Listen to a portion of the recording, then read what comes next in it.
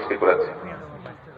মানুষ যদি তার ভালো কাজ করে তাহলে সে শ্রেষ্ঠ হবে, আর তার কাজের কারণে সে নিকৃষ্ট হয়। আমরা সকলেই জানি আমরা ডিম খাই, তাই না? ডিম খুব পুষ্টিকর খাবার, পুষ্টিকর খাবার। কিন্তু ডিম যখন পয়সা যায়, পয়সা গেলে পরে ডিমের খোসার উপরটা দুর্গন্ধ ছড়ায় না? খোসার উপরটা দুর্গন্ধ ছড়ায়।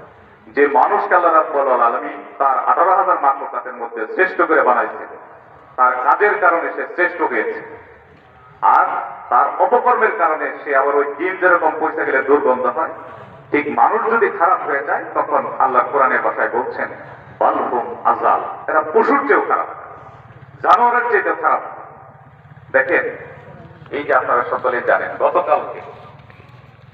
গতকালের আগের দিন আমাদের বাসাইলে একজন মা তার আমি সবচেয়ে বেশি সুন্দর করে বানাইছি। সুবহানাল্লাহ। গোটা বিশ্ব জগৎকে সাজাইছেন আল্লাহ পাক আপনার জন্য।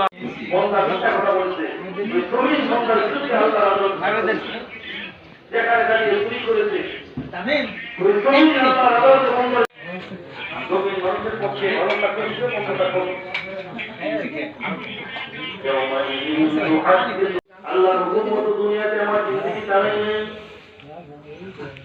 রাসূলের প্রকাশিত পথে দুনিয়াতে আমার জিন্দেগি চালাই নাই।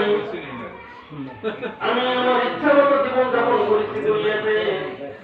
জান্নাত বিশ্বাস করি নাই, জাহান্নাম বিশ্বাস করি নাই।